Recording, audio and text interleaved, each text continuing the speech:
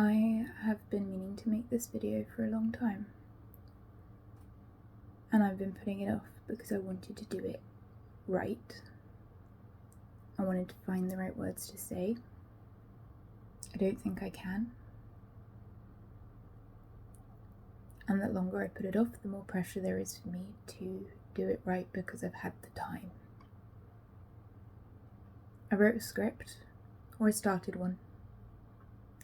And probably, after I've filmed this little bit, I'll record the script as it is, and I might keep some of it, I might put it in here.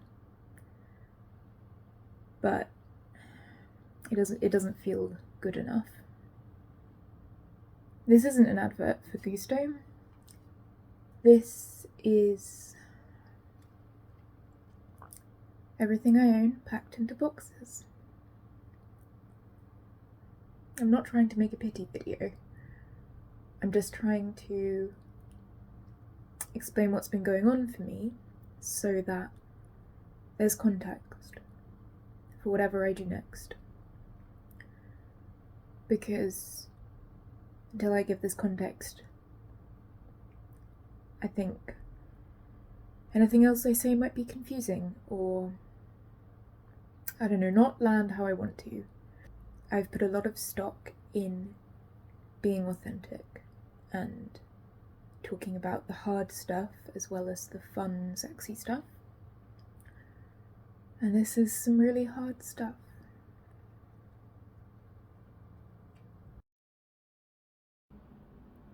Everything is different now.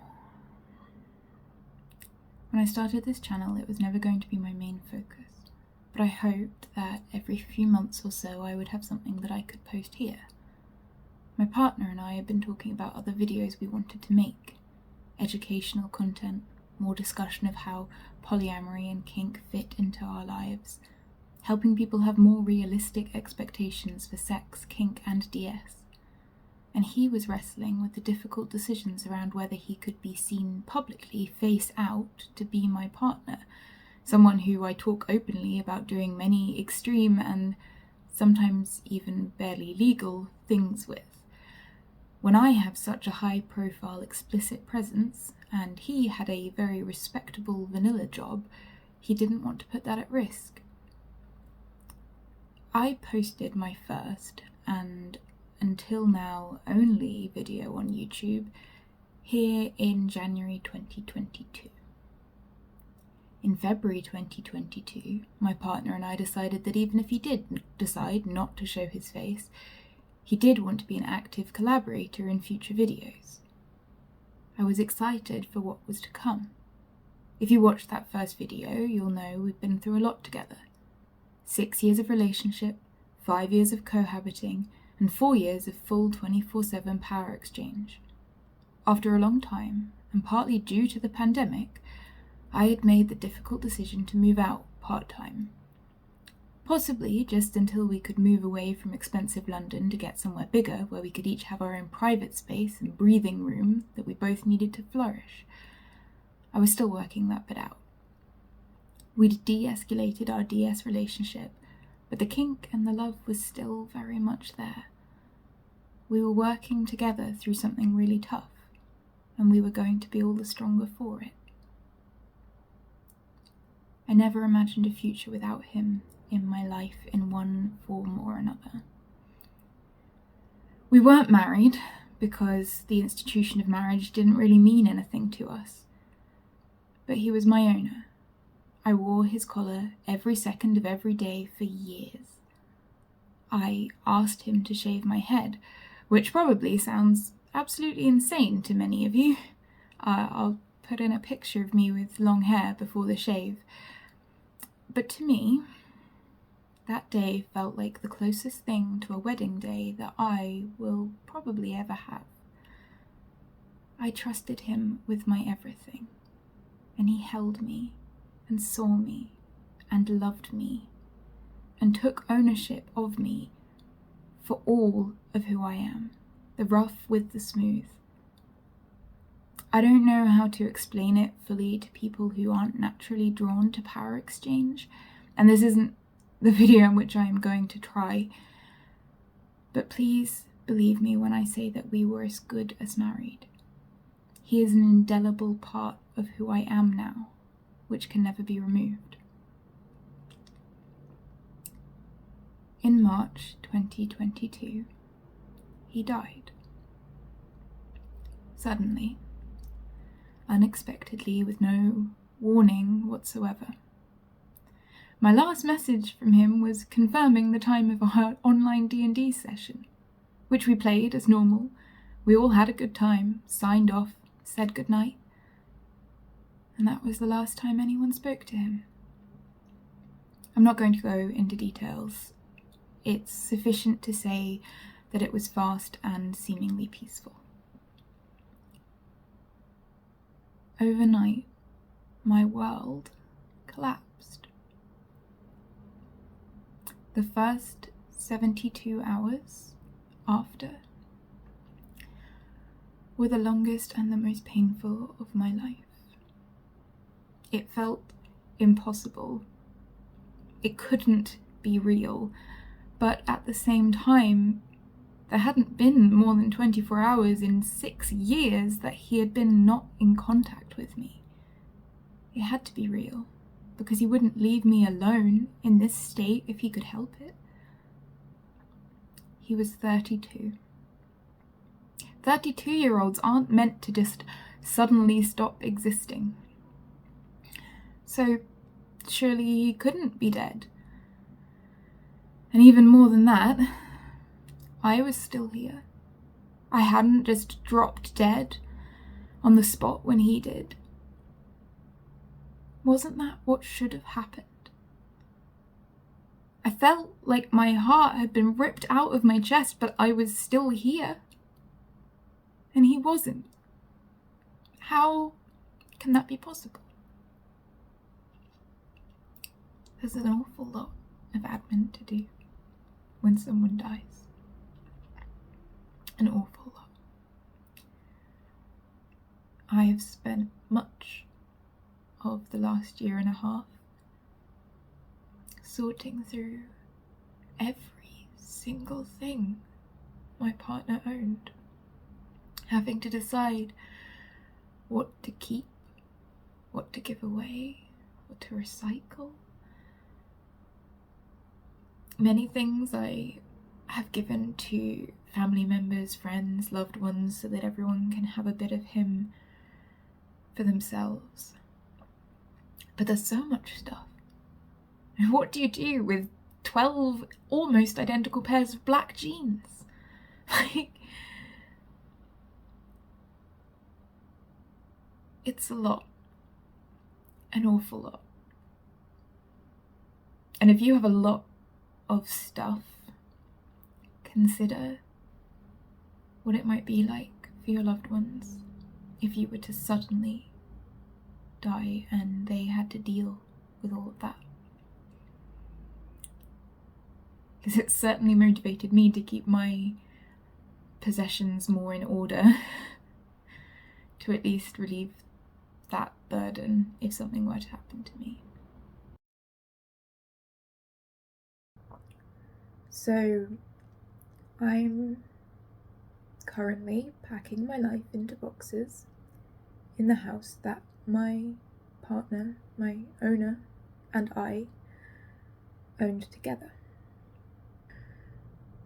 About 1.5 years ago now, that partner, my owner, person who I had a 24/7 dominant submissive relationship with, died very suddenly. And my life changed literally overnight. And ever since, I have been trying to carry on, trying to work out what shape my life is now. And when it happened, I felt very alone. I felt like I didn't know of anybody at my age who was going through this, let alone with a DS relationship on top of it. And so my hope was that if I could talk about it, the next person who ends up in this horrible situation might not feel quite so alone. And to be fair, I wasn't entirely correct in my initial assumptions. I wasn't entirely alone. I have since met people who have also lost partners way too young. People who had DS relationships that ended abruptly with a death.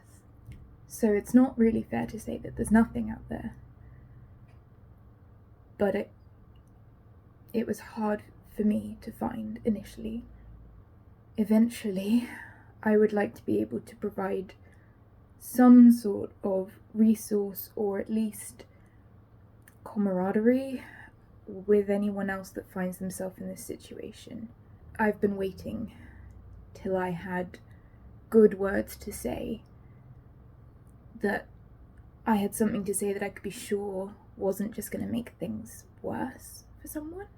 But I don't know if I'll ever have those words, but I think I'm definitely making it hard for myself, trying to find those words while I'm doing this, while I am grieving, while I am rebuilding my life. And my home near London, where we are now, this home was chosen specifically for me and him together. It was chosen so that he could commute to work in London. It was chosen to be wheelchair accessible for him because he used a wheelchair. Those things aren't things I need anymore. I don't need to be tied to London. I don't need the wheelchair accessibility, and while I do wish that more houses generally were wheelchair accessible, it gives me a lot more options now that I can look at places with stairs. This home served us well for 5 years of our shared life. It's now served me for 6 years. But it's not serving me anymore. I don't have the same connections here anymore. Lots of my friends had already moved out of the area, and my partner was the main reason that we were still here, and he's not here anymore. He's not tying me to London anymore, so I'm moving. Can't believe I thought I might be able to do this without crying. This is why it's taken a 1.5 years. If you think this is a lot of crying, imagine what I was like a year ago. I have done so much crying. But the point is that as a result of that, I eventually decided to sell the flat I currently live in and move north. The north of the UK, where housing is a lot cheaper. I'm a lot closer to a lot of people that I collaborate with, and because housing is a lot cheaper in the north, I'm able to get somewhere a lot bigger than where I currently live. I'm going to be able to have a room dedicated to shooting. I'm going to be able to install suspension points so that I can do suspension at home, full height. I'm hoping to put in an aerial hoop so that I can train at home. I've been missing doing that. There's a lot of good that is coming out of this, but it is slow and painful. I knew that I would not be staying in this flat forever, and I worried that as me and my partner built it, we shaped this into a home ourselves, the two of us. We built shelves, we painted walls, we put a lot of love into this, trying to turn it from what had been like a landlord renting it out, just trying to do everything the cheapest possible to get the most money out of it. We tried to give it some love, tried to make it feel like a home, and I was scared that leaving it would feel like I was leaving my partner behind. I was scared that if I rushed it, I would regret it. And so I took my time. I finally put my flat on the market back in March 2023. And at that point I was decided. Like, I did everything very efficiently. I didn't ever leave my agents like waiting on anything. It is now December 2023. There's a chain in place. An investor is buying this flat, which is not what I wanted, but I had 3 different first-time buyers all fall through. I was left with no choice because I needed somebody to take it now. I'm selling this flat, I'm buying a house from a lovely couple, and they're moving into a new house. So there's a chain of 3 properties, 4 parties, which is relatively short as housing chains go, but it's still taking a long time. I hoped that I would have my moving date by now. I hoped that I would have been moved by now. And I'm going slowly insane waiting. I'm living out of boxes. It's impossible to make plans. At this point, we keep saying that we all want to be in for Christmas, but I don't know if that's actually going to happen. And I am sick of being here. And I'm really far away from the majority of people I know at the moment. And a big part of why I wanted to move was to be closer to my social safety net, to be closer to my community, so that when I need help, I can get help in person, and also so that I can be that community for others, because seeing people I love struggling and being so far away that I can't really help is infuriating. And I feel powerless and useless. I'm just sat here at a distance from everyone, not able to produce work that I'm proud of, not able to... I just feel like my life is on hold. Grief sucks enough as it is without feeling like that's kind of all there is to your life right now, because you can't go anywhere or do anything. I wanted to make some kind of arty moving video, or like triumphant, like, look at me packing up my flat, moving to my lovely new big house, here's all the plans for the shooting room and stuff. Like, you see YouTubers do their house tours and it's full of joy and excitement, and I wanted to do that, but I can't, because everything hurts. Because while there is joy in this, there is a lot of grief. And the effort and the extra thought that goes into making that into content.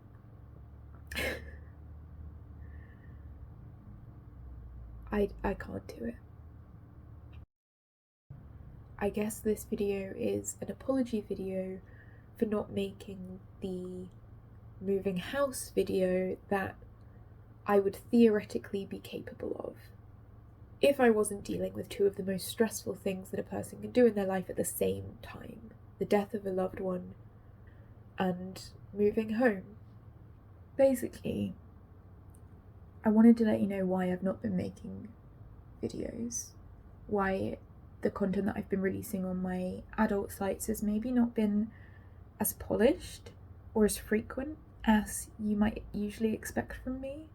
The creative in me feels like I have to make something out of this, that the pain I feel has to be worth something, that I have to use it to make me a better actor or performer, or to create some interesting content for you. Like, oh, won't a moving house video of going from a small flat to a 3-bed house be good content? I guess that I feel like I should be able to take this pain and suffering and make something great for you from it. And I can't. I cannot. And that's okay. Actually, sometimes you just have to put your whole life on hold. Probably for a few years. To grieve somebody who was the most important person in your life. I don't know when, if ever, it will have been long enough that I can make elegant words about this and not cry and not look a state, because I'm aware that I am not looking my best. It's the other thing, I didn't want to film anything until I could make it look nice. I guess the crux is, if you're going through something, it doesn't have to be the same thing. It doesn't have to be that you lost someone or that you're moving house. But if you're going through something and you're a creative, it's okay if you can't create with that, if you can't use it for your art. It's nice when we can. Sometimes it helps us process, sometimes it gives us a lot of satisfaction. Sometimes we just can't. And I see you. I'm here with you. And it's okay. Sometimes you have to do it just for yourself. I'll still be making stuff. Hopefully, once I've moved, once I've settled, I'll be making a lot more stuff. I'll have set myself up for success and be surrounded by people that help me achieve more than I can achieve on my own. But it's okay that I'm not there yet. I don't know where I'm going with this. I think that's enough.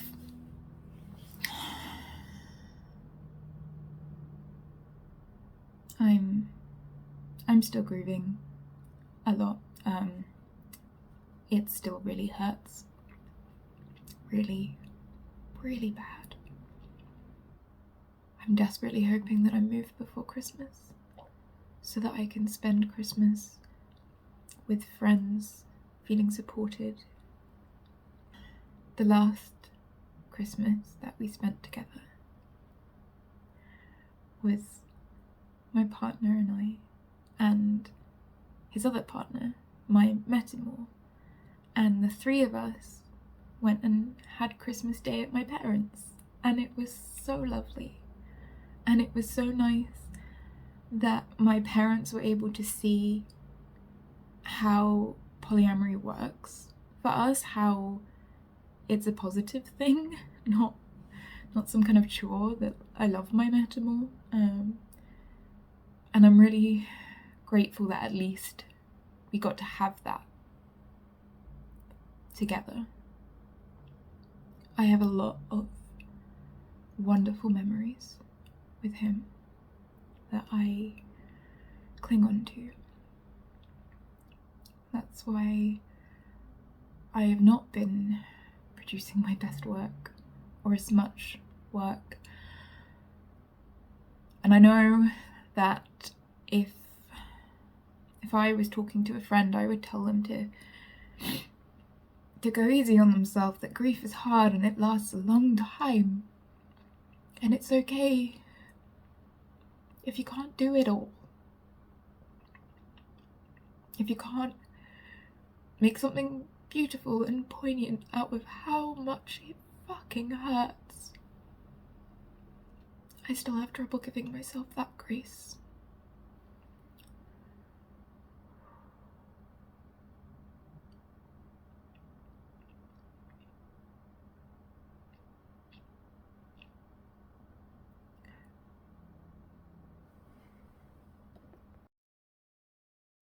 Thanks if you've sat through this, I guess. Thanks if you care. I don't need you to say you're sorry for my loss. Everyone is. I guess I wanted to make this so that maybe people who find themselves in the situation I found won't feel so alone. That they'll know that somebody else has gone through it, is going through it, and it sucks. It really, really sucks. I'm not going to pretend that it doesn't suck. But you can survive it. The person that you loved, that you lost, presumably that person loved you too. And they would want you to survive. They would want you to thrive. I'm not gonna stop being myself because he wouldn't have wanted me to. I am not gonna stop loving. If anything, I am loving with more force than ever. I'm loving more intensely than ever. I am trying to help where I can, but also care for myself and recognise that my resources are not limitless. Hopefully, the next time you hear from me, it'll be in a different house. Maybe I'll do a house tour. Okay, this has gone on long enough.